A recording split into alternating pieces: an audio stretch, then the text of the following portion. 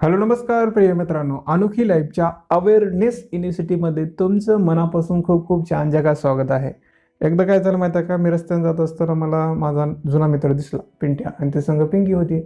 आता म्हणलं थोडं इम्प्रेस करायला पाहिजे म्हणून मग इंग्लिश झाली थोडी. म्हणलं यार, हे डूड व्हॉट्सअप. तू माझ्याकडे एकदम बघितला आणि तो म्हटला, ए इंग्लिश झाडू नको बे. मी म्हटलं काय झालं रे? तर म्हटलं नाही यार, मला UPSC करायचं म्हणून म्हटलं. मी म्हटलं UPSCचा आणि इंग्लिशचा काय संबंध आहे रे? ते म्हणलं नाही यार, मला मराठी साहित्य घ्यायचं म्हणून म्हटलं. मग घे ना, मग यात काय प्रॉब्लेम आहे? तर म्हणला यार घ्यायचं तर आहे, परंतु प्रॉब्लेम येते की तुला तर माहिती आहे माझं एज्युकेशन कशामध्ये झालं आहे. मग मला वाटतं घेतलं तर मग सुरुवात कशी करायची, अभ्यास कसा करायचा, सोर्स कुठं आहे, या प्रकारची माहिती मला नाही रे. मला डाऊट येत आहे. मला तो लगेच थोड्या वेळ थांबला आणि म्हटला यार तू UPSC करतो ना, मग मराठी लिटरेचर घेतलंस ना?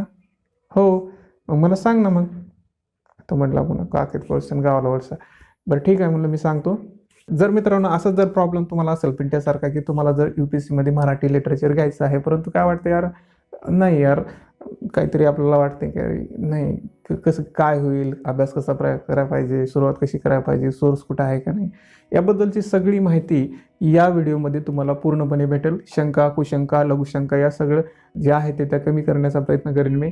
आणि हा व्हिडिओ शेवटपस्तर पहा. अर्धवट ज्ञान धोक्याचं असतं, विशेषतः UPSC मध्ये तर असतं म्हणजे असतं. तर पूर्ण व्हिडिओ पण पाहण्याचा प्रयत्न करा. तर करूया सुरुवात. तर पहिला प्रश्न निर्माण होतो की UPSC साहित्य जे घ्यायचं ते का घ्यायचं.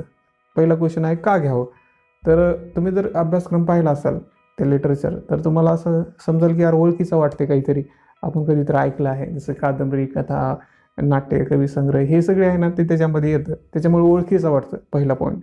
त्यानंतर थोडं जर डीपमध्ये पाहिला तर तो स्थिर आणि चालू घडामोडी कमी आहे त्याच्यामध्ये. स्थिर म्हणजे कसं, स्टॅटिक पार्ट म्हणतो ना आपण, स्टॅटिक जास्त आहे, आणि चालू घडामोडी न म्हणण्यासारखं आहे. त्यामुळे ह्या गोष्टीमुळे काय होतं, परत परत तेच क्वेश्चन येतात. तुम्ही क्वेश्चन पेपर जर पाहिले तर तेच तेच तेच तेच येतात. थोडी वर्डिंग चेंज होते इकडून तिकडे होऊन, मग क्वेश्चन तेच येतात. आपलं आन्सर तेच लिहायचं असतं, फक्त इनोव्हेटिव्ह थोडं असलं पाहिजे, बस इतकंच आहे. त्याच्यामुळं हे सुद्धा महत्त्वाचं आहे. त्यानंतर जसं आपण ते सिलेबस पाहिला तर आपलं वाटतं माहिती आहे, म्हणजे लहानपणापासून पहिलीपासून 10वीपासून काही ना काही कुठं ना कुठं आन्सर बी लिहिलं आहे, त्याच्यावर निबंध बी लिहिला आहे, आन्सर म्हणजे पेपरमध्ये बी ते लिहिलं आहे, अशा प्रकारची गोष्टी वाटते तुम्हाला. त्यामुळे ते ओळखीचं आहे, आपण लहानपणापासून ऐकलो आहे, लिहिलो आहे. त्यानंतर ही जी काही आपण मराठी संस्कृतीबद्दल पाहिलं ते थोडं कसं होतं ना, अभ्यासमध्ये किती देणार. आता मराठी संस्कृतीविषयी तुम्हाला जर जास्त जाणून घ्यायचं असेल तर ही एक मस्त फील्ड आहे असं म्हणू शकतो आपण. त्यानंतर मग पेपरमध्ये आपली बाजू मांडता येते, कारण दुसरे पेपर आहे तो टेक्निकल, म्हणजे ते शब्द आहे ते वापरावं लागतात, तसंच ते लिहावं लागतं, तसे मार्क भेटत नाहीत.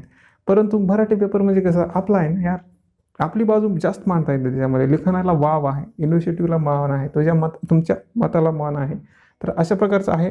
त्यानंतर अभ्यास करत असताना जास्त आवड निर्माण झाली तर ती आवड तुमच्या पेपरमध्ये दिसते, आणि ती गुण बी तशीच येतात, छानपैकी मस्तपैकी गुण भेटतात. आणि जेव्हा छानपैकी आणि मस्तपैकी गुण भेटतात ना, तेव्हा रँक सिक्युअर होतो, आणि मग जिल्हा अधिकारी या झालंच म्हणून समजायचं, तसं आहे ते. त्यानंतर हे जी काही गोष्टी आहेत तर यामध्ये असा भाग आहे की मला वाटतं यार अशामुळे तुम्ही घ्यायला पाहिजे हे. तर अजून एक असा भाग की पहा, जेव्हा GS पेपरचं आपण करत होती थोडं, की ज्यामध्ये तुम्हाला जास्त स्ट्रगल करावं लागतं आणि थोडं कंटाळवाणं वाटतं. त्यामुळे त्याला रिलॅक्स करणारा कुठला तर सब्जेक्ट असला ना, मग मजा येते. जर हा मराठी साहित्य तुम्हाला जर रिलॅक्स करणारा सब्जेक्ट वाटला तर तुम्ही घ्यायला पाहिजे यार, काही हरकत नाही. त्याच्यामध्ये मस्त जर्नी, हे अभ्यास करताना मस्त तुम्हाला मजा येईल. अभ्यास परीक्षा देतो असं वाटणारच नाही. तर अशा दृष्टीने सुद्धा मराठी साहित्य तुम्ही घ्यायला पाहिजे. त्यानंतर ठीक आहे म्हणलं, ओके आहे. तर पिंट्या म्हणला मग तू जर माझा क्वेश्चन तू सॉल्वच केला नाहीस, कोण घ्यायला पाहिजे मग हे, काय घ्यायला पाहिजे सांगितलं सर, कोण घ्यायला पाहिजे. तर या प्रश्नाचं उत्तर आहे की तुम्हाला कुठलीही डिग्री असू द्या, कुठल्याही शाखेचा असू द्या, तुम्ही घेऊ शकता. फक्त आपली मराठी आहे, आपण जगतो आहे, आपला माहिती आहे, हे गोष्टी हे आहेत ना, मग काय घ्यायला हरकत नाही. तुम्ही कुठल्याही फील्डचे असू द्या. थोडा अभ्यास करण्यासाठी पहिली जी काही पूर्तता आहे ती पाहूया आपण, आहे का काही. हे 10 क्वेश्चन आहेत. ह्या 10 क्वेश्चनपैकी तुम्हाला येस हा आन्सर कितीपर्यंत येते पहा. तर पहिला प्रश्न आहे, मराठी भाषा आवडते का. तुम्ही म्हणताल हा कसा फालतू क्वेश्चन विचारला रे. तर मी म्हणाल नाही रे, असं फालतू क्वेश्चन नाही हा.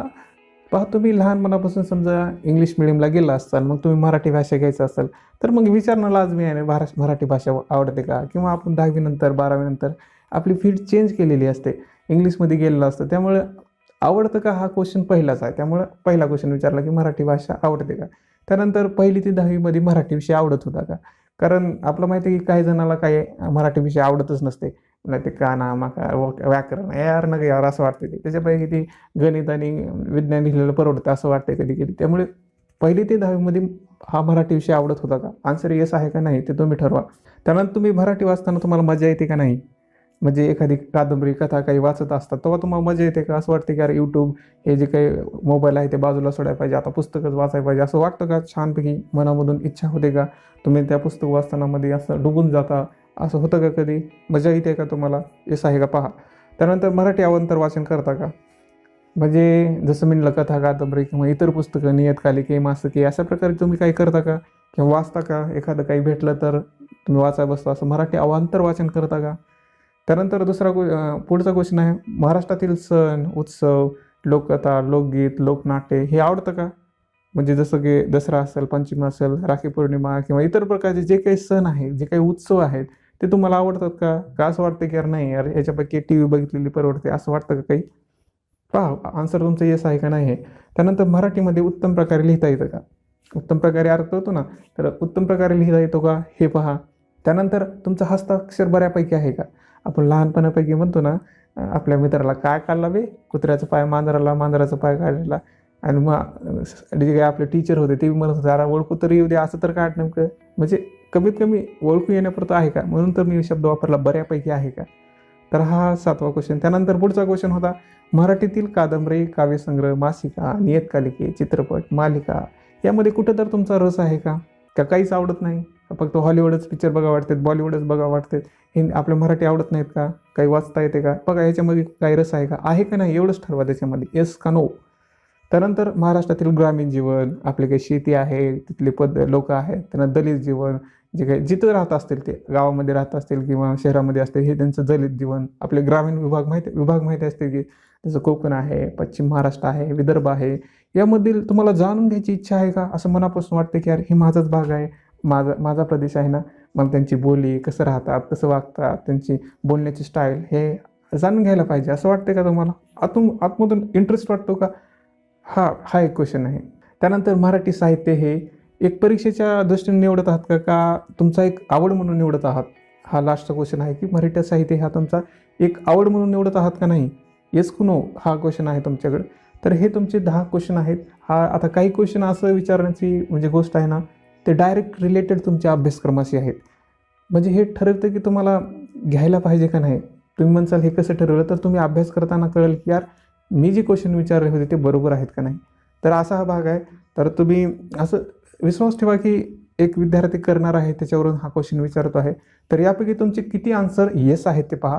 तर आपण जज करूया. तर पहिले जर तुमचे ॲटलिस्ट 4 क्वेश्चन बरोबर आहेत आणि तुम्हाला घ्यायला पाहिजे असं वाटत असेल तर तुम्ही घेऊ शकता असं माझं म्हणणं आहे. आणि 3च्या खाली असतं तर वेस्ट ऑफ टाईम नका करू. UPSCमध्ये जसं म्हटलं स्पर्धा स्वतःची असते आणि तुम्ही स्वतःची स्पर्धा करू शकत नाही, लिहिताच येत नाही, म्हणजे इंटरेस्ट येत नाही वाचताना, उगाच यार घेतलो किंवा म्हणजे मार्क कमी भेटतात यार इंटरेस्ट नसला की, मग उगाच आपलं वर्ष कशाला वाया घालायचं, त्याच्यापैकी दुसरा घेतलेला परवडते ना. त्याच्यापैकी ॲटलिस्ट तुम्हाला घ्यायची इच्छा असेल तर 4चं आन्सर तर हो असायला पाहिजे. त्यानंतर जे 5 ते 7 आले आहेत, 5 ते 7 आन्सर आलेले आहेत येस, तर त्यांनी काय करा, तुम्हाला तरी बी डाऊट येत असेल ना मी घ्यायला पाहिजे का नाही, माझ्या मतार्थ तर तुम्ही 75% घ्यायला पाहिजे. परंतु 25% क्लिअर करण्यासाठी तुम्ही अभ्यासक्रम पहा, त्याच्यातले चॅप्टर पहा, थोडं वाचण्याचा प्रयत्न करा, तुम्हाला जजमेंट येईल की यार घ्यायला पाहिजे का नाही. तर अशा प्रकारे त्यानंतर जसे 8 ते 10 बरोबर आहेत ना, त्यांना 100% शिक्का मारून घ्यायला पाहिजे आन्सर. कारण अभ्यास करताना असा विषय जर तुमच्या आवडीचा आला तर तुमची जर्नी एकदम ब्युटिफुल होते, एकदम सुंदर बनून जाते. तुम्हाला असं वाटणारच नाही की मी UPSCसाठी अभ्यास करतो. तर असं आहे ते. आणि डाऊट क्लिअर करण्यासाठी जसं मी अगोदर म्हणलं तसं बी करा तुम्ही. तर ही एक पद्धत आहे. पहा तुम्हाला ह्या 10 क्वेश्चनपैकी आवडते का पद्धत? माझ्या मते आवडायला पाहिजे, कारण तर मी अभ्यास करून तुम्हाला ही गोष्ट सांगितलेली आहे. तर पहा तुमचं म्हणणं काय आहे. त्यानंतर हा झाला भाग. त्यानंतर म्हणसाल पिंट्या म्हणला ठीक आहे, सुरुवात कशी करायची मग मी म्हणलं ठीक आहे सांगतो तो. आपण गेल्या बरेच सुद्धा म्हटलं की आपण मीडियम चेंज केलेलं असतं किंवा 10वी-12वी दुसऱ्या फील्डला गेला असतं, त्यामुळे शब्दाची ओळख नसते म्हणजे ती थोडं म्हणजे बाजूला सारलेली असते, इंग्लिश जास्त वापर करत असतो, त्याच्यामुळे कसं असतं अभ्यास करावा लागतो थोडा. त्यानंतर 6वी ते 12वी मराठीच्या पुस्तकामध्ये लेखक कवी त्याचे जे काही लीळाचरित्र किंवा जे काही भाग असतील ना ते आपल्याला परत पुन्हा आठवतात ते वाचल्यानंतर. पुन्हा शब्दाचा साठा बी निर्माण होतो, अर्थ बी जे काय म्हणी आहे, जे वाक्यप्रकारचे अलंकार आहे ते सगळं कळतं ना. त्याच्यामुळे 6वी ते 12वी जरूर 100% वाचलं पाहिजे म्हणजे वाचलं पाहिजे. त्यानंतर 5वी ते 10वीचे इतिहास आणि भूगोल हे वाचायला पाहिजे. कारण महाराष्ट्राची सीमा, त्याचं प्रादेशिक, कोकण कुठं आहे, विदर्भ कुठं आहे, तिथं काय राहिलं, तिथं वृष्टी किती आहे, पाऊस पडतो का, कुठं दुष्काळ आहे, यानुसार त्यांचं जीवन बी आहे. त्यानुसार त्यांनी स्वतःच्या जीवनाला त्याच्यामध्ये अनुकूल केलं आहे. तसं तसं तुम्हाला अभ्यास करायला पाहिजे त्या गोष्टीचा. त्याच्यामुळं 5वी ते 10वी मधलं हे पुस्तक वाचायचं. त्याच्यामध्ये सगळा आपला भाग दिलेला आहे. आणि काही गोष्टी इतिहासामध्ये अशा बी आहेत की नाट्य म्हणजे काय, चित्रपट मालिका कधी सुरू झाली, कादंबरी पहिल्या सुरू कोण लिहिली, अशा प्रकारचा भाग आहे. त्यामुळे इथे तुम्हाला त्याची माहिती भेटते. तर अशा प्रकारचा हा भाग आहे. त्यानंतर साहित्य संमेलन जे घडतं ना, आपण म्हणतो मराठी साहित्य संमेलन, कवी साहित्य संमेलन, हे तुम्ही ते व्हिडिओ पहा, ते ऐका, किंवा इतर जर भाषण भेटत असेल तुम्हाला यूट्यूबवर ते तुम्ही ऐकण्याचा प्रयत्न करा. म्हणजे खूप छान आहे ना ते, थोडासा आठ आवडतो, ते काय म्हणतात ते कळतं. तर हे थोडी सुरुवात आहे. त्यानंतर निरीक्षण करायचं कसं, आता जसं घरासमोर जात असताना जे काही छोटे मोठे कामगार असतील ते विकायला येतात, किंवा सकाळी सकाळी अंबाबाईचा जोगा म्हणून बाया येतात, किंवा सणाच्या दिवशी गाणे म्हटले जातं, किंवा जेव्हा पाडवा असतो किंवा पोळा असतो, अशा प्रकारे खूप साऱ्या गोष्टी आपल्या लोककथा, लोकनाट्य हे घडत असतात ना. मग त्याच्यात असणारे त्यांची भावना, त्यांचे विचार, त्यांचा आनंद, ते कसं त्याच्यामध्ये इन्व्हॉल्व्ह होतात, हे सगळं आपलं निरीक्षण करायला पाहिजे. कारण हे केलं ना, काव्य कसं घडतं, मग निरीक्षणानंतर घडतं ना. निरीक्षण आणि कल्पनाशक्तीच्या जोरावर मग काव्य घडत असतं ना. तर अशा प्रकारचं निरीक्षण केलं ना, तुम्हाला ते समजतं. आणि समजलं ना, मग लिहिण्यास जास्त वाव येतो. त्याच्यामुळे निरीक्षण करा. ते तुम्हाला निरीक्षण करायचं ही गोष्ट सांगतो, कारण ते अभ्यासासाठी आहे आणि ती केलीच पाहिजे. हे निरीक्षण करा. सकाळच्या गोष्टी ज्या काही घडत असतील किंवा जे काही घडत असेल त्याच्यावर पूर्णपणे लक्षात ठेवा. मराठी साहित्य म्हणजे माझं जगणं आहे, आपलं जगणं आहे. ते फक्त निरीक्षण करा, तुम्हाला नक्कीच फायदा होईल त्याचा. त्यानंतर चर्चा करा. चर्चा कशाची करायची, तुमचा मित्र विदर्भाचा आहे, तुम्ही कुठले मराठवाड्याचे आहे, तर दोघांना विचारा, बाबा तुम्ही का बोलता रे, असं कसं बोलता, कुठल्या शब्दाला काय वापरता, ह्या शब्दाला काय म्हणते, तुम्ही राहता कसं, खाता कसं, हे केलं ना अभ्यास बी होतो ना. चर्चा करा असा मित्रासंग. त्यानंतर शब्दाचा साठा वाढवा. सगळंच येते पर लिहिताच येत नाही. वास्तविकता म्हणजे काय, प्रादेशिकता म्हणजे काय, ग्रामीणता म्हणजे काय, दलित जीवन म्हणजे काय, पुन्हा अशा गोष्टी, वास्तववादी, पुन्हा रोमॅन्टिझम, ह्याचा अर्थ तुम्हाला माहीत नसेल किंवा मग कसं लिहिणार या. जसं की स्वतंत्र संस्था बंधुता, याचा अर्थ म्हणलं तर आपण एक दिवस बी लिहू शकतो, त्याच्यावर कितीतर दिवस बोलू शकतो. तसं आपल्या मराठी साहित्यामध्ये काही शब्द आहेत, तसा तुमच्याकडे साठा असला पाहिजे. त्याच्यामुळे शब्दाचा साठा वाढवा, हे खूप महत्त्वाचं आहे. त्यानंतर लिहिण्याची कला. तुम्ही अगोदर कसे तर लिहित असाल, आता थोडंफार बदलायचे, काही स्टँड चेंज नाही करायचं, फक्त थोडंसं त्याच्यामध्ये इनोव्हेशन करायचे. मग लिहिण्याची कला शिका, त्याच्यामध्ये थोडं सराव करा. पहिला सुरू कशाप्रकारे मी लिहू शकतो असं पहा. हे पहिला भाग आहे. त्यानंतर अभ्यास कसा करायचा. अभ्यास कसा करायचा हा सगळ्यांनी ठरवला पाहिजे. पण मी एक पद्धत सांगतो, पहा, आपली स्पर्धा स्वतःचीच असते. दुसरं UPSCमध्ये कॉम्पिटिशन कोणासंगच नाही, ते तुमच्या संगच आहे. तुम्ही जितकं निखराल ना, तितकं तुमचं ते पेपरमध्ये दिसतं म्हणजे दिसतं. आज ना उद्या दिसेल म्हणजे दिसेलच, त्याच्यात दुमत नाही. फक्त तुम्ही स्वतःवर प्रयत्न करा. जिथं स्वतःला बदलायची इच्छा असते ना, यश तुमच्याच पदरात असतं, लोकांच्या पदरात नसतं ते. त्याच्यामुळं परत अभ्यास करा. आणि आता अभ्यास कसं करायचं म्हणजे पहिलं सर्व अभ्यासक्रम पाठ असला पाहिजे. मराठी साहित्य खूप आहे, त्याचा आवाका खूप मोठा आहे. त्यामुळे ते अभ्यासक्रम डोक्यात फिट करा. असं जसं ते कम्प्युटरमध्ये कर तसं फिट करायचं आपलं स्टोरेज मेमरी. आणि मग केल्यानंतर मग मागील प्रश्नपत्रिका पाहिजे. हा अभ्यासक्रम आहे, प्रश्न असे विचारले जातात, वरून विचारतात का, खूप खोलवर विचारतात का, कुठल्या पर्टिक्युलर विचारलं जातं, कधी कसा क्वेश्चन विचारला जातो, कधी असं असंगत आहे का तेच परत येतात, असा अभ्यास करायचा ना. स्वतः अभ्यास करायचा, दुसऱ्यावर नाही विश्वास ठेवायचा, असं करायचं. त्यानंतर एक पुस्तक जास्त वेळा वाचायचं. म्हणजे कसं असतं, आता सेकंड पेपरमध्ये 18 ते 20 पुस्तकं आहेत, पहिल्या पेपरमध्ये तेवढेच धरा 39 पुस्तकं आहेत. आता 10 अवांतराला घेतले, 50 झाले, ठीक आहे ना. मग तुम्ही 100 कशाला करता त्या पुस्तकाला, 50 ते 100 नाही ना करायचं. आज 100 पुस्तकं तुम्ही शेवटी रिव्हिजन कधी करणार राजांनो, कधी होणार ते आपलं नाही ना. मग जेवढे घेतले त्याला स्टिक ठेवायचं, इतका अभ्यास करेन, माझं स्वतः त्याचं व्यक्तिमत्व निखारेल आणि माझी त्याच्यातली व्ह्यू तयार होईल आणि नोट्स छानपैकी बनवायचे त्याच्यापैकी. आणि त्याच्यामुळे एक पुस्तक जास्त वेळेस वाचायचं. आपल्याला माहिती आहे की एक पुस्तक जास्त वेळेस वाचण्याची काय, नाहीतर ही सांगते असं, ती सांगते त्याच्यातलं वाचा, ह्याच्यातलं वाचा, अरे काय वाचणार ना, मग तुझं आयुष्यच कमी पडेल ना मराठी साहित्य. काही लोकांना पूर्ण आयुष्य त्याच्यामध्ये गुंपलं आहे ते मराठी साहित्यासाठी. मग आपलं तर किती तोटकं पडेल. मग परीक्षेच्या दृष्टीने थोडा अभ्यास केला पाहिजे ना. तर तसं ते आहे. त्यानंतर सुरुवातीला काय करायचं, पहिले वाचन करताना फास्ट वाचायचं, काहीच विचार करायचा नाही, समजते का नाही समजतं का काही घेणं नाही तुम्हाला. फक्त तुम्हाला त्या अभ्यासक्रमाची तोंड ओळख झाली पाहिजे. त्याच्यामुळे फास्ट एका महिन्यात पूर्णपणे वाचून काढायचं, ते सगळंच वाचून काढायचं, त्याच्यामध्ये काहीच ठेवायचं नाही. समजून काय भाग पडत नाही. त्यानंतर दुसऱ्या वेळेस वाचताना सावकाश वाचायचं, मस्तपैकी छानपैकी, आणि छोट्या छोट्या नोट्स काढायचे. त्याच्यामध्ये लेखक कोण आहे त्याचा परिचय करायचा, उदाहरण जे काही लिहिलं ना, उदाहरण लिहिण्यासाठी खूप वाव असतो, ते उदाहरण घ्यायची, व्यवस्थित टिपायची त्याच्यामध्ये, पुन्हा तुमचं मत त्याच्यावर काय आहे बघायचं, समक्ष काय म्हणतो बघायचं. अशा प्रकारे डिटेल आपली माहिती करायची. आणि जास्त मोठ्या नाही बनवायच्या, थोड्या छोट्या छोट्या बनवायच्या, जे की तुम्हाला आता 10 ओळीमध्ये एकाच वेळी समजतं की ह्या 10 ओळीचा अर्थ असा आहे. त्याच्यामुळं असा अभ्यास करायचा. अभ्यास करताना थोडा वेळ जाऊ द्या, 3-4 महिने ठीक आहे, ओके आहे सेकंड रिव्हिजनला. त्यानंतर जे काही थर्ड रिव्हिजन आहे त्याच्यामध्ये काय करायचं, तुमच्या शंका निरसन करायचा प्रयत्न करायचा. अवांतर वाचन केले त्याच्यामध्ये छोट्या छोट्या नोट्स बाहेर काढायच्या, आणि मग असं केल्यानंतर परत एकदा ते पुस्तक वाचायचं. असं 3 वेळेस वाचन कमीत कमी झालंच पाहिजे. कमीत कमी 4 ते 6 महिन्यामध्ये हे वाचन झालं पाहिजे. तुम्हाला टाईम किती भेटतो पहा. माझ्या मताने तर 4 ते 6 महिन्यामध्ये तुमचं हे 3 वेळेस वाचन छानपैकी अभ्यास झाला पाहिजे. तुम्हाला वाटलं पाहिजे की आता मी तयार आहे असं. त्यानंतर मग प्रश्न लिहायचे. तुम्ही सगळं वाचता करता, जसं की म्हणतात ना, पोहायला मी नुसतं वाचलं आहे, आता करणार काय, मग लगेच उडी मारता येते का? रोज नेट प्रॅक्टिस करा घरी. नेट प्रॅक्टिस एक एक क्वेश्चन करायचं, आणि करत असताना मग पेपरची तुलना करायची. ह्याचं काय, या पेपरमध्ये काय येऊ शकतं, त्या पेपरमध्ये काय सामंजस्य आहे, अशा प्रकारे. त्यानंतर सराव परीक्षा, खूप वेळाचं व्यवस्थापन करायचं. ॲटलिस्ट 4 तर द्यायचे पहिल्या सुरुवातीला. आणि त्याच्यामुळं मग काय होतं, ते आपल्या चुका दुरुस्ती म्हणा, शब्दाचा अर्थ कळत नसेल तर ते जाणून घ्यायचा, किंवा आपण चुकीचा शब्दाचा अर्थ जर टाकत असेल तर ते काढायचा बाजूला, अक्षरावर थोडी भर द्यायची. अशा प्रकारे आपण रोज नेट प्रॅक्टिस करायची त्याच्यामध्ये. त्यानंतर प्री झाल्यानंतर, आता हा झाला अगोदरचा भाग. प्री झाले, तुम्ही क्रॅक केला ना, 2 वेळेस तर कमीत कमी वाचायला पाहिजे. कमीत कमी 2 वेळेस तर वाचायचं पाहिजे. त्यानंतर दररोज 3 प्रश्न करायचे, आणि त्याचं प्रश्नांची उत्तर लिहायचं, मस्तपैकी सराव छानपैकी करायचा. हा सगळी गोष्ट एकाचसाठी आहे, आत्मविश्वास. मी पेपर बघितल्यानंतर मला लिहिता आलं पाहिजे, हा आत्मविश्वास येण्यासाठी ही सगळ्या गोष्टी महत्त्वाच्या आहेत. त्यामुळे प्री झाल्यानंतर जास्तीत जास्त प्रॅक्टिस आणि जास्तीत जास्त उदाहरणाचा सराव अशा प्रकारे करायचं. काही चूक नाही करायची, कारण अगोदरच आपण नेट प्रॅक्टिस केले. आता खूप सारे अभ्यास असा करायचा प्री झाल्यानंतर. तर ही झाला अभ्यास कसा करावा. तुम्ही तुमचा व्ह्यू करू शकता. हा माझा व्ह्यू सांगितला.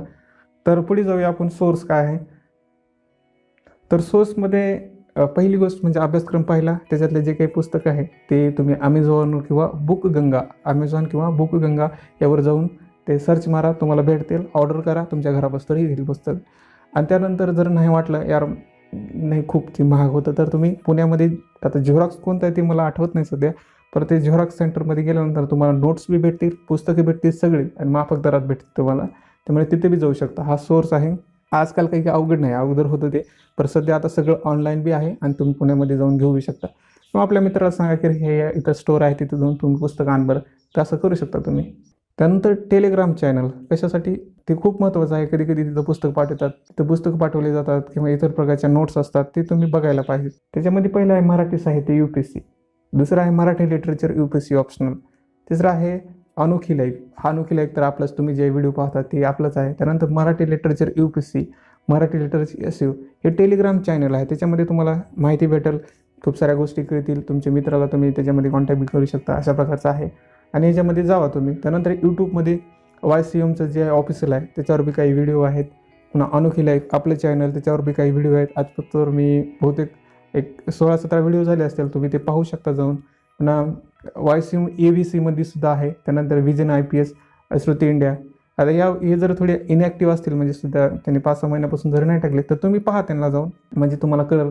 तर आपण बी हे चॅनल आपल्यासाठी बी हे मराठी साहित्यासाठी उपयोग आहे. तर हा तुमचा सोर्स असू शकतो. तुम्ही याच्यामध्ये जाऊन तुम्ही पहा. तर आता जे मी तुम्ही सांगितलं ती काही त्यांनी मला नाही सांगितलं की असं करा, मला त्यांचं नाव बी माहीत नाही. मी सर्च केलं, मला भेटलं, म्हणून कसं मी तुम्हाला सांगितलं. हे माझं चॉईस होती. म्हणजे तुम्ही माझे मित्र आहात, मी एका रस्त्यानं जात आहे, माझे 2 हात मोकळे आहेत, तर का ना मी तुम्हाला माझ्या संग घेऊन नाही जाणार. चल बाबा म्हणून सपोर्ट दिला तर काय चालतं. एक हात तुमच्याकडे दिला, इकडला हात इकडे दिला, तर कायच हरकत आहे ना. फायदा कुणाचा असो, काही का असणार, ते माझं काम आहे. मला समजलं, मी तुम्हाला सांगणार. मला काही घेणं देणं नाही त्याच्यामुळे. मी ॲडव्हर्टाइजमेंट करत नाही किंवा काय करत नाही. ते मागेले जो सोर्स सांगितलं ना, ते तसं यूट्यूब चॅनल हे तसं माझं चॅनल आहे. तर मी असं म्हणू शकतो की हेच करा. परंतु मला काय वाटतं, तुम्ही माझे मित्र आहात ना, माझ्या संग चाललं पाहिजे. तुम्ही माझा हात मोकळा आहे, तर माझ्या संग तुम्हाला घेऊन जायला पाहिजे. त्याच्यामुळे हा एक प्रयास आहे. त्यामुळे तुम्हाला फक्त सपोर्ट करायचं आहे. जसं मी म्हटलं, फक्त हात द्यायचे तुम्हाला. चालणारं तर तुम्हीच आहात, फक्त मला हात द्यायचे, तू चल बाबा म्हणून. त्यासाठी हा प्रयत्न आहे. मी जसं तुमच्यापासून पोहोचलो, तसं तुमच्या मित्रापासून पोहोचण्याचा प्रयत्न करणार आहे. आणि तुम्ही जास्त करू शकता, हे तुम्हाला माहिती आहे की कसा प्रयत्न करू शकतो. तर प्रयत्न करा की मी तुमच्या मित्रापासून पोहोचू, जेणेकरून जे ग्रामीण भागामध्ये आहेत, ज्याला UPSC साहित्य घ्यायचे पण थोडी माहिती नाही, त्याच्यामुळं ही माहिती भेटेल. कारण आपल्याच या सगळ्या सेशनचंच नाव आहे अवेअरनेस, दुसरं काही घेणं देत नाही. अवेअरनेस, अवेअरनेस, अवेअरनेस, अवेअरनेस हा भाग आहे. त्यामुळं जे काही सोर्स सांगले ते पहा तुम्ही. इथे काही ॲडव्हर्टाईज नाही तुमच्यासाठी, तुम्ही माझे मित्र आहात, मी तुम्हाला सांगितलं. तर हा भाग होता लिटरेचरमधला. नक्कीच तुम्हाला आवडला असेल. आपण अशाच एखाद्या टॉपिकवर पुढच्या भागात एका नवीन विषयावर बोलण्यासाठी भेटूया. तोपर्यंत तुम्ही तुमची काळजी घ्या आणि धन्यवाद मित्रांनो.